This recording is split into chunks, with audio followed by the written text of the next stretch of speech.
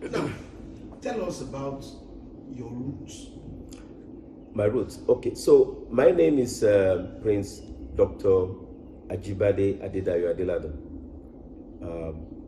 belonging to the Agunloye ruling house of Oyo town. Now, talking about my roots, of course, I was born here in Oyo town in 1961 at the General Hospital here, and I also did my high school here at Oyo. Talking about the ruling houses, there are two main ruling houses in Oyo town. You have the Agunloye ruling house, to which I belong, and also Alowolodu ruling house, to which the former king that just passed belonged. If I'm to trace my roots to the royal family, I can start from the Alaafin of Oyo, who founded, the present Oyo Empire. He had a number of children. Two of them were Agunloye, and then also Alowolodu Adeyemi. Now, after the passing away of Atiba, Alaafin of Oyo, Agunloye became king. And then after the passing away of Agunloye, then Alowolodu Adeyemi the first became king.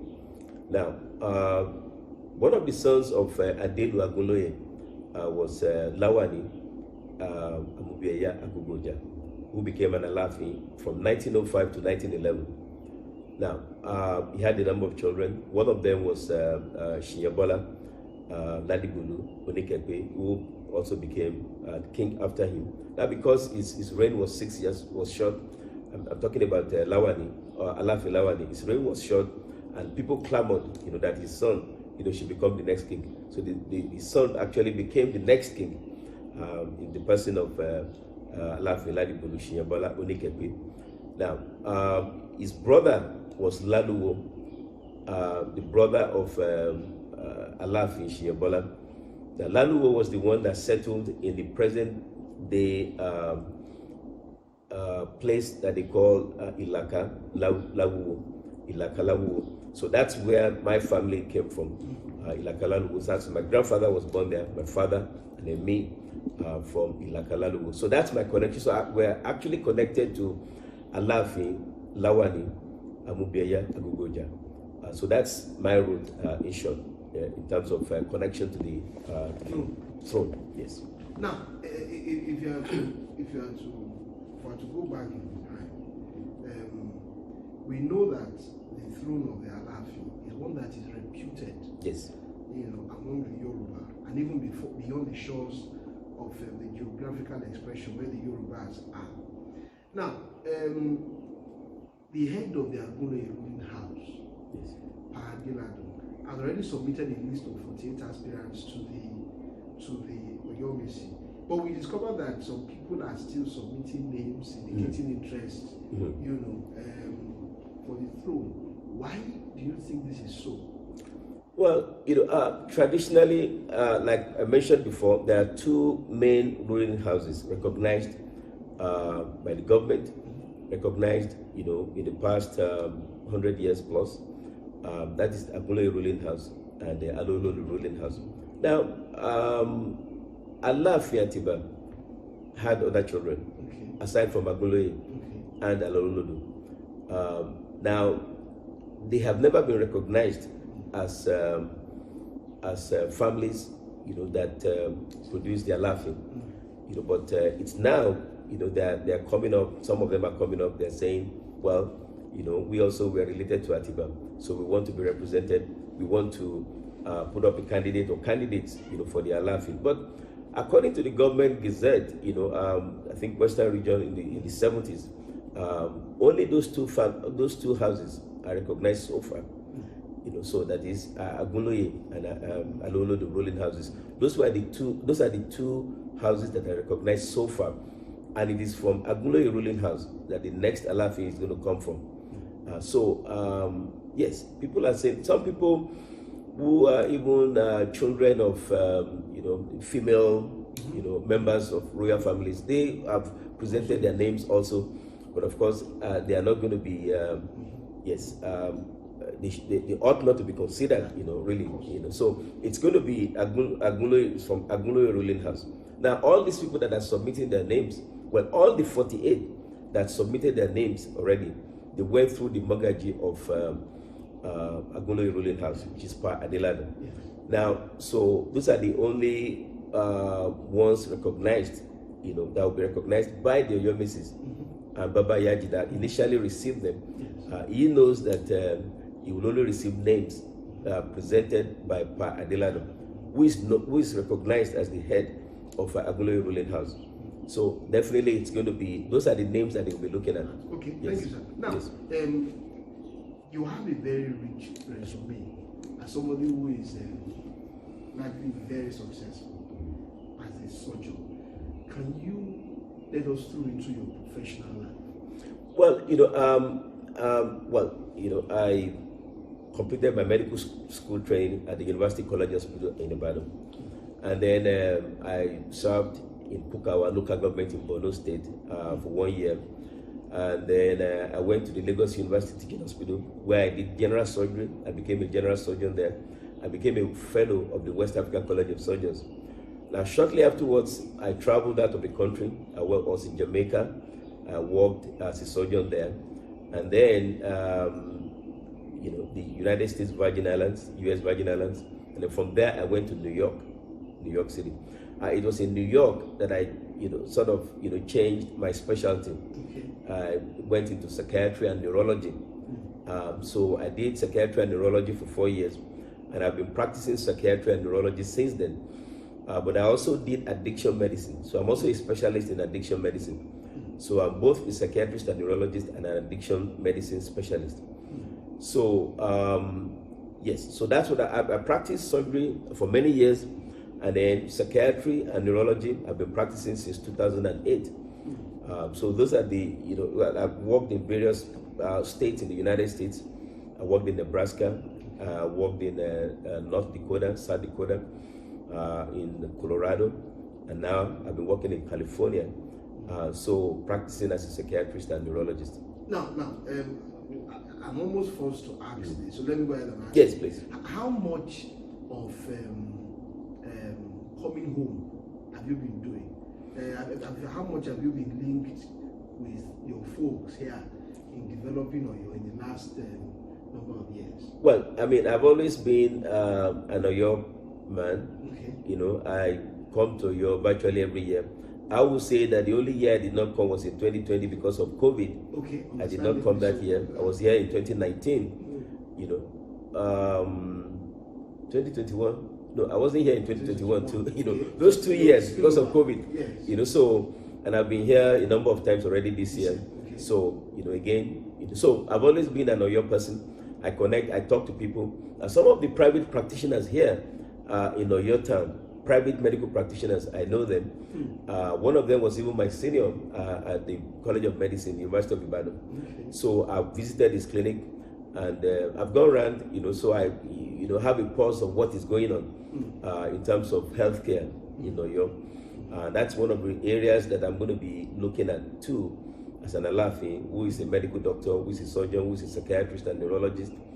I'm going to be looking at, healthcare in Oyo town. It's going to be very, very significant. I mean, there's more to be said about that, but maybe as you ask your questions, I'll be able to expatiate more on that. Now, the late Ajibade was very committed. Yes. To promoting Yoruba culture, tradition. You were born and raised here. Yes. You also worked here before traveling abroad. Yes. If you become the next Alaafin, how do you intend to sustain and build on what the late Ajibade did in the area of culture and tradition of the Yoruba people? Well, I have to first of all say that the Alaafin Lamidi Olaiwola Adeyemi did excellently well in promoting the culture of Oyo. Because of him, I think a lot of people that didn't know about Oyo now know about Oyo. Yes. Because of this Alaafin. He did a lot to promote culture in his speeches, in his interactions, in letting people know about Oyo culture, about the history of Oyo Empire, So he did a lot. Now I expect to build on that. I want to be building on that. But I'm going to be starting from the area of unity. Unity in the area first in Oyo town and its environs. We have a number of settlements or smaller towns around. You have Awe, you have Fiditi, you have Ilora, you have Jobele. All these small towns, we need to come together. These are all Oyo people. We need to come together and be very strong. And then we can project ourselves, to the outside there. I intend to be looking at having a museum, a museum in Oyo town, maybe in the palace, maybe in the Alaafin's palace. There are people all over the world. We have many Oyo people outside Oyo, outside Nigeria, many Yoruba people living outside this country, people in Brazil, we have people in Cuba, Trinidad and Tobago, and North America, South America. These people, they are very much interested in the Oyo Empire. They read about it, they hear about it, and they look forward to visiting. So it's important to get ready. Get ready. You want to have like a museum where the history of the Yorubas, the history of Oyo Empire will be showcased in that museum. So that's one, that I'm going to be looking at. That people can come in, they will go around, they will see things, they will see the different kings that have ruled Oyo Empire. They will read about the Oyo Empire, the rise and the fall and the rising again of Oyo Empire. So those things are going to be promoting Oyo, promoting the culture, especially in Oyo, and people will be more interested because the more people are interested in, the more people are involved in these kinds of things, projects. The more they will be interested in promoting the culture. And it's not going to be the Alaafin. I'm going to be, it's the people. The people have to be interested, and then yes. Now, yes. It's public knowledge. Yes. That Oyo is not occupying the place of pride that it should. Now, we also know that many of these very traditional places, yes, communities, are not really known to be very socio-economical. Now, when you become the Alaafin, how do you intend to work on helping Oyo town, and not just Oyo town, but the larger Yoruba Southwest? Yes. In helping to build internally generated revenue? What do you intend to do in that regard? Well, it's going to be a broad spectrum. A number of things, a number of areas are going to be. That I'm already looking at, and I'm going to be working on in terms of agriculture, in terms of infrastructure, in terms of healthcare, very important. If you look at all these areas, in terms of employment, to people in general in the community, people have to be working. People have to be engaged in doing things, so that there will be no time for banditry or and all sorts of things that are happening these days. So I intend to use my connections. For instance, there are some traditional industries. When I was growing up here, virtually every area you find people, making this ashofi clothes. Now you don't see that much anymore. It's almost, that needs to be revived. Textile industry, they need to be encouraged. They need to go into that, and then whatever support that the Alaafin can give, in conjunction with the government. I'm going to be working very closely with the state government and also with the federal government, in ensuring that all these small-scale industries are revived in Oyo. Agriculture is also going to be very important. I worked in the state of Nebraska in the U.S. There are many agricultural states in the U.S., but Nebraska is I worked there, very significant. It's known that there are more cattle there in Nebraska than people. They've said about maybe 6.8 million cattle, and the population is less than 2 million. So they do a lot of agriculture. I know a lot of farmers there. We can connect with people there. We can advise our local farmers here. We can actually visit, Oyo, You see, that's very important. People can, that I know, I was in Nebraska for a number of years, and I met a number of people there, farmers, I'm talking about ranchers, you know. So these people, you know, they can come in and help, you know. So when you're talking about, you know, all these, there are many other industries, you know, that I'm going to be looking at, you know. But the textile industry, agriculture, it's going to be important. And also, you know, these days of, you know, this digital age, there are a number of areas there, you know, that people, you can be at Oyo here and be working for a company in the US. Absolutely. Yeah, on your computers, you'll be doing things for them, legal things, and I intend to encourage all of that. I have, you know, siblings that are into that. There are siblings that are into, you know, IT. You know, so you know, they're ready.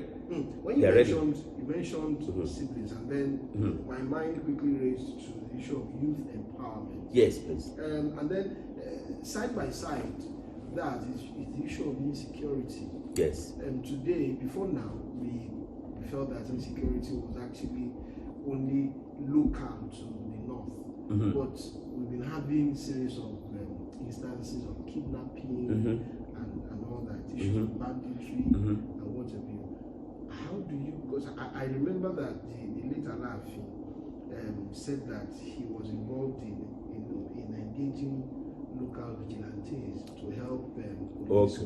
How do you intend to improve on that? Because I know that youth empowerment is very key to addressing the issue of insecurity. Yeah, you know, I mean, youth empowerment is very, very important. You know, but remember I mentioned in the area of employment, you know, when you bring in all these people that can do things, when the hospitals are functioning, they will need workers. When agriculture is expanding in these small scale industries, they will need workers and they will need young people. There are people, eventually they may build resorts here in Oyo, because people are going to be coming, you know, to the museum and all that to see the culture. They will need hotels to stay. Hotels need to be built. So young people are going to be there, you know, to work. You know, and of course, Oyo is a university town already. You know, there are 2 universities here: Ajibade University, Atiba University, and those universities, you know, they need to expand. And when they expand, they're going to need workers. Every office, if you have the office of a professor, it's going to have a secretary. If you have the office of whatever, you know, the registrar, it's going to have secretaries. It's going to have so lots of opportunities for people to. Now, if people are employed and engaged, you know, I think that in itself is going to cut down on the problems of security, you know, in the community. And of course, you know, like I mentioned before, I'm going to be working very closely with the state government. And I know the state government, especially with the Governor Sheyimakide, he's done a lot. It's impressive. You know, I follow him, I read about him. He's done a lot, you know, for the state. And I think that working with him, we'll be able to do a lot, you know, with the security issue in Oyo, not only in Oyo town, but in Oyo State in general. Now, sir, this brings me to this. It's rather unfortunate that the larger Yoruba traditional rulers in the southwest are not really united. They are not. Most times they speak in discordant tones. This says this, that says that. Right. The Alaafin is not just a traditional ruler. He is first among equals. You cannot, if you are going to mention one traditional ruler that is Yoruba, you mention the Alaafin. Is actually incontrovertible. You can't fight that. How do you intend to unite the Yoruba traditional rulers, considering the years of skirmishes and all that? And that's rather unfortunate that there have been, you know, skirmishes lasting for decades, many years. Now, remember I mentioned, you know, in one of my responses that, you know, the towns around who start with those, Awe, Fiditi, Ilora, Jobele, you know, and all those towns. We need to bring them together. They are balanced. We need to bring them together, and of course, you know, the other traditional rulers. And I know they have meetings every now and then, and I think that we should continue with those meetings. We want to talk about issues that will unite us, not issues that will divide us. So we need to sit down and look at our people, how our people can be better off with our leadership. So those are the areas that I'm going to be looking at. Now, where we know that the Alaafin has always been the chairman, and the Alaafin has always been the first amongst equals. The Alaafin, like I mentioned before, before we started this interview, was the only one that built an empire. Yes.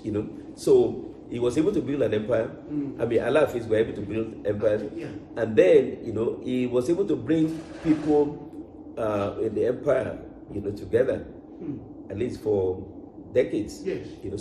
And I think we can do it in these modern times. We can do it. We meet, we discuss about our people, not about ourselves. We discuss about how our people can be better. We discuss about how our people can move on, forge on in life, and do well. Rather than talking about our positions, rather than talking about who is superior, who is not superior. History tells us who is who. Yeah. In the history books, we know who is who. Yes. We know who the Alaafin is. Yes. So this is the time to be talking about unity, to be talking about how do we move forward, Yes. how do we develop the place, how do we receive people who come from outside this country, people who come from North America, they will come from South America, they will come from Brazil, Cuba, Trinidad and Tobago. Now, we want to be ready for them. When they come and they see that we are divided, and when we are divided, we are not even going to be able to develop as we ought to. And they will not see us, they will be disappointed. So these are the things I'm going to be looking at. We meet every now and then, we talk about the issues, about our people, not just about ourselves, not about who is superior, who is not superior, and then so that we can move on. Now, ahead. Lastly, sir, Yes. before I end this conversation, Yes. lastly, many people have been insisting that the Nigerian Constitution doesn't give enough powers to traditional rulers. Yes. Do you think this is a minus? And if so, what do you think the government can do in that regard? Well, I will agree with you that, it's a minus. I will agree that, and I know, the governments, they've tried to recognize the position of traditional ruler. The government, when you talk about, the positions of the traditional rulers, people have, they say, well, the governor is, superior, is the boss, to the traditional rulers and all that. That shouldn't be. That shouldn't be. That the governor is the head of the state. Yes. The governor, but at the same time, the traditional rulers, should be in their own position, should be in the appropriate place in the community. Now, if you look at, for instance, the land use decree, traditionally, the Alaafin owned the land. Yeah. Now, it doesn't mean that the Alaafin takes people's land or anything, but the Alaafin owned the land. Then came the federal government to say that the land belonged to the federal government. But that's not, the land is owned by the Alaafin, not the federal government. So these are some of the things that, we are going to be engaging with the government on. Because we want to be free to use our land appropriately. We want to bring people in to do things, and then they say the land belongs to the federal government. No, the land belongs to the Alaafin. So I think this is where we need to begin to recognize, the position of the traditional rulers. Now, so I hope I answered that question correctly. You did. I may have to say more about that, but okay. Please, let's go ahead. Okay. Well, that will be the final one. Yes. But Thank again, let me just say, what is your message to the people of Oyo, both at home and in the diaspora? What should be your promise to them? Well, let me talking about the people in diaspora. The time is now. I will say to them, the time is now for you to come and do things. The time is now for you to come home and do things. And I'm not saying wherever you are, in North America, Europe, if you are comfortable, yes, but this is the time to come and do things. And nobody Nobody is going to be disturbing you. You come here, you establish, bring your money, Invest. build houses, invest here. You know, so that's my message for people in diaspora. There's so much that they can do to improve, you know, Oyo Town. It also helps the state government. It also helps the state government. It helps the state government, very importantly, yes. So, and then the people of Oyo, new things are coming. New things are coming. Just be patient. Things are going to be changing. You know, you will have freedom to do whatever you want to that is legal. You will have freedom, you know, to invest. You will have freedom to trade. You will have freedom to build. You will have freedom to farm. You will have freedom to do whatever is legally, whatever is legal that you want to do. Let's put it that way. So that's my message for them. And things are going to be better. Things are not going to be worse. Things are going to be better. Just walk with us. That's my message for the people of Oyo.